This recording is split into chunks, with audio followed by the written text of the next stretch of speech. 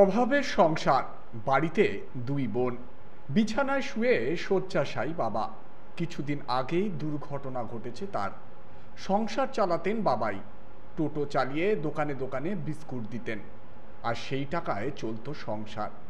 কিন্তু হঠাৎ একদিন ঝুপ করে নেমে এলো অন্ধকারের আধার।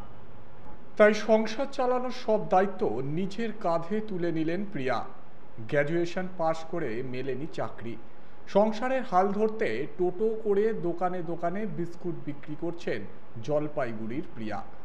ইচ্ছা ছিল বড় কোনো জায়গায় চাকরি করবেন, কিন্তু সেই সুযোগ পাননি তিনি। সংসারের হাল ধরতে তাই রাস্তায় নেমেছেন তিনি। তার বাবা শয্যাশায়ী। টোটো চালিয়ে জলপাইগুড়িতে বিভিন্ন দোকানে দোকানে ঘুরে বিস্কুট বিক্রি করছেন। বাড়িতে রয়েছে আরও দুই বোন।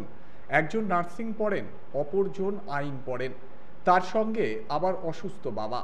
তিনজনের জীবনের দায়িত্ব নিজের হাতে নিয়েছেন প্রিয়া। লেখাপড়া করে আর গাড়ি ঘোড়া চড়া হয়নি তার, বরং টোটোতে করে প্রিয়া চক্রবর্তীকে ঘুরে ঘুরে বিক্রি করতে হচ্ছে বিস্কুট। কোন ক্লাসে পড়াশোনা করেছেন? আমি গ্র্যাজুয়েশন কমপ্লিট করেছি। কি সাবজেক্ট কি ছিল তোমার? সাবজেক্ট আমি পাসে করেছিলাম। একটা পাসে ছিল। এই দোকান কেন বা টোটো চালিয়ে তোমাকে দেখছি যে বিভিন্ন দোকানে ফেরি করতে, কেন এই পরিস্থিতি কেন তোমার? এই পরিস্থিতি চাকরি বলতে কি আমার বাবার হুট করে অ্যাক্সিডেন্ট হয়। হঠাৎ করে অ্যাক্সিডেন্ট হওয়ার ফলে যার জন্য আমাকে সংসার সামলানোর জন্য এই কাজ করতে হচ্ছে। কতদিন ধরে করছো এই কাজ? 3-3.5 মাস। চাকরি পড়াশোনা তো গ্র্যাজুয়েশন তো কমপ্লিট করেছো, তারপরে চাকরির জন্য কোনো ইন্টারভিউ দাওনি? না, এখনও আগে দিয়েছি। এই ঘটনা ঘটার পর থেকে তো আর কোনো কিছু অ্যাপ্লাই করা হয়নি, তো এটা করতে হচ্ছে আমাকে। বাড়িতে কতজন মেম্বার? আমরা 5 জন। 5 জন। কে কে রয়েছে বাড়িতে? বাবা মা, আমরা 3 বোন, আমি বড়। তুমি বড়, তাহলে তাদের পরিবার কি চালাচ্ছে? ওটা আমাকে করতে হচ্ছে। ওটা পরিবারের ভার। হ্যাঁ। বাবার কি অবস্থা এখন? বাবা বিছানায়, বেড রেস্ট একদম। Bed rest. এই ব্যবসা কেন, কি বিষয় এই ব্যবসা? বাবার এটাই ব্যবসা। বাবার ব্যবসা বাবাই করতো, তো বাবার এই করার বাবাই পুরো সংসারটা চালাতো। তো এখন বাবাই যেহেতু বিছানায়, তো কাউকে তো করতে হবে, তার জন্য আমি নিয়েছি এই ব্যবসা। কেমন বেচা কেনা কেমন হচ্ছে এখন? কি বলবো, খুব একটা ভালো না। টোটো দিয়ে সকালবেলা তুমি ফেরি করো? সকালবেলা বলতে কি, যেদিন যেদিন এই দোকান করতে হয় না, সেদিন সেদিন করি। দোকান দোকানে মাল দাও? হ্যাঁ, দোকান। কিসে করে দাও? টোটো করি। নিজেই চলাও? হ্যাঁ।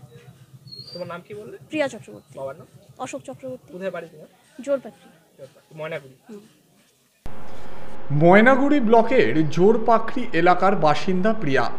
আব্দুল গনি উচ্চ বিদ্যালয় পড়াশুনোর পর ময়নাগুড়ি কলেজ থেকে গ্র্যাজুয়েশন শেষ করেন তিনি। তার ইচ্ছে ছিল উচ্চ শিক্ষা নেওয়ার, কিন্তু সংসারে দীর্ঘ অনটনের কারণে আর কলম ধরা হয়নি হাতে। বাবা আগে টোটো করে পাউরুটি, বিস্কুট ইত্যাদি ফেরি করে বিক্রি করতেন। কিছুদিন আগেই দুর্ঘটনার শিকার হন তিনি। এরপর বিছানায় শয্যাশায়ী হয়ে পড়েন। তারপর সংসারের সব দায়িত্ব নিজের কাঁধে তুলে নেন প্রিয়া, হয়ে ওঠেন অনন্যা। দেখুন, আমরা গর্বিত এই বোনটির জন্যে।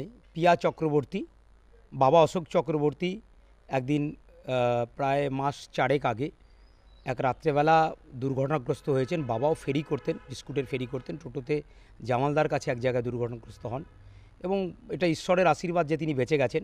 সেই চিকিৎসায় তার সকলে মিলে তার পাশে ঝাঁপিয়ে পড়ছিল বলেই হয়তো তিনি কিছুটা রিকভারি করেছেন।